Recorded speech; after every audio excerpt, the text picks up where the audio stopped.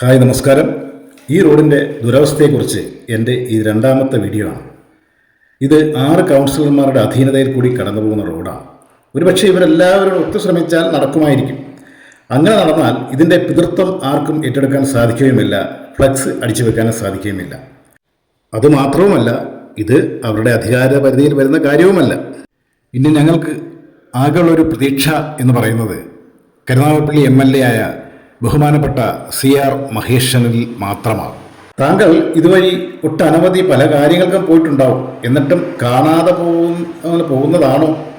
ഞങ്ങളുടെ നാട്ടിലൊരു സംഭാഷണ ശകലമുണ്ട്. നമ്മുടെ എതിരെ ഒരാൾ വന്ന് നമ്മളെ ശ്രദ്ധിക്കാതെ മൈൻഡ് ചെയ്യാതെ നടന്നു പോയാൽ ഞങ്ങൾ ചോദിക്കും, എന്തോന്നല്ലേ ഉമ്മർ പോകുന്ന പോലെ അങ്ങ് പോകുന്നതെന്ന്. അപ്പോൾ ആ ചോദ്യം തന്നെയാണ് താങ്കളോട് ചോദിക്കാനുള്ളത്. താങ്കളെതിരെ പോകുമ്പോൾ ഇങ്ങനെ ഉമ്മർ പോകുന്ന പോലെ പോയാൽ എങ്ങനെയാണ് ശരിയാവുക? ഇനി അഥവാ താങ്കൾ ഈ റോഡിൻ്റെ ആ ദുരവസ്ഥ കണ്ടിട്ടില്ലെങ്കിൽ അത് കാണിക്കാൻ വേണ്ടിയിട്ടാണ് ഞാൻ ഈ വീഡിയോ ചെയ്യുന്നത്. താങ്കൾക്ക് സംസാര നൈപുണ്യവും സംസാരിച്ച് കാര്യങ്ങൾ നേടാൻ അസാമാന്യ കഴിവുകളുണ്ടല്ലോ. ഈ ഞങ്ങളുടെ ഈ റോഡിൻ്റെ അവസ്ഥ നിയമസഭയിൽ അവതരിപ്പിച്ച് ഇതിനൊരു പരിഹാരം കണ്ടെത്തി തരണം. ഇത് താങ്കളുടെ ഒരു ബാധ്യതയാണ്, താങ്കളുടെ കൂടെ ഒരു ഉത്തരവാദിത്വമാണ്. ഇത് ഞങ്ങളുടെ നാടിൻ്റെ ഒരു പ്രശ്നമാണ്. ഈ വളരെ വർഷങ്ങളായിട്ടിത് ഇങ്ങനെ തകർന്ന് തരിപ്പണമായി കിടക്കുകയാണ്. ഇതിനൊരു ശാശ്വത പരിഹാരം കണ്ടേ മതിയാകും. ഇത് താങ്കൾ വിശ്വസിക്കുന്ന രാഷ്ട്രീയ പ്രസ്ഥാനത്തിന് എതിരായിട്ടുള്ള വീഡിയോ ആയിട്ട് കാണരുത്. എല്ലാവരെയും ഞങ്ങൾക്ക് ഇഷ്ടമാണ്.